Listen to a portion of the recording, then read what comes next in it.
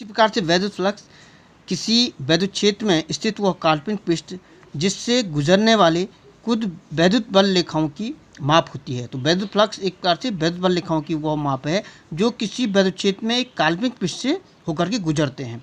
तो वैद्युत फ्लक्स को हम फाई ई के द्वारा दर्शाते हैं और इसको हम डी फाई ई बहुत ही एक अल्प वैद्युत फ्लक्स को दर्शाता है। D phi E equal to E dot d s, क्योंकि ई एक वेक्टर क्वांटिटी है। डी एस जैसे कि हमने पढ़ा था कि क्षेत्रफल एक वेक्टर है, ई वैद्युत क्षेत्र की तरह एक वेक्टर क्वांटिटी है। दो वेक्टर का जो गुणनफल, अदिश गुणनफल भी अदिश होता है, आप जानते हैं, दो वेक्टर का अदिश गुणनफल। अतः डी फाई या जो चुंबकीय फ्लक्स है, वैद्युत फ्लक्स है, वह एक अदिश राशि होती है।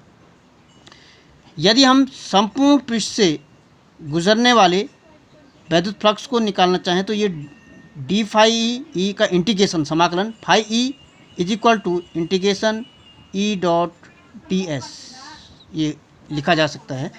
इसमें समाकलन आपका पूरे पृष्ठ से गुजरने वाले वैद्युत फ्लक्स की मात्रा को दर्शाता है। इसके बाद नेक्स्ट गॉस की प्रमेय है।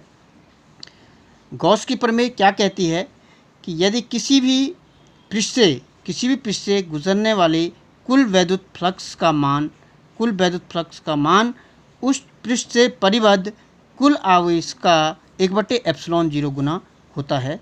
इसे हम कैसे प्रूव कर सकते हैं? देखिए, आप जानते हैं कि किसी भी एक छोटे से भाग पृष्ठ से गुजरने वाले कुल वैद्युत फ्लक्स का मान d phi equal to E dot d s होता है। माना ये पृष्ठ डी एस है, इससे गुजरने वाले वैद्युत फ्लक्स, क्योंकि वैद्युत फ्लक्स हमेशा वैद्युत बल रेखाओं की संख्या को दर्शाता है। ये एक बिंदु O है जिससे r दूरी पर कोई बिंदु P है। यहाँ पर वैद्युत क्षेत्र की तीव्रता E है और इस पृष्ठ के जो क्षेत्रफल वेक्टर है ये ds है, इनके बीच का कोण थीटा है। तो E इसे हम लिख सकते हैं d phi equal to E dot d S या E d S cos of theta d phi E is equal to. अब ई क्या है? ई आप जानते हैं कि बिंदु O पर जो कि एक आवेश है Q के कारण बिंदु P पर वैद्युत क्षेत्र की तीव्रता जो कि आपकी 1/4πε0 Q/r² into D S cos of theta. हमने ई की वैल्यू पुटअप कर दी। ई है आवेश Q के कारण R बिंदु पर जो कि बिंदु P है, यहाँ पर वैद्युत क्षेत्र की तीव्रता का मान 1/4πε0 Q/r² जो कि हम पहले पढ़ चुके हैं into D S cos of theta.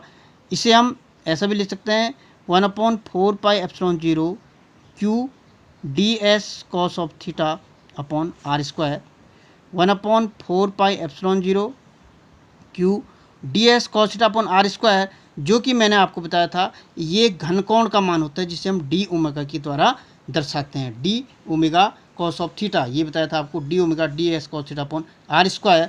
तो ये D S cos theta upon r² D omega के इक्विवेलेंट हो जाता है। तो ये निकला डी फाई की वैल्यू।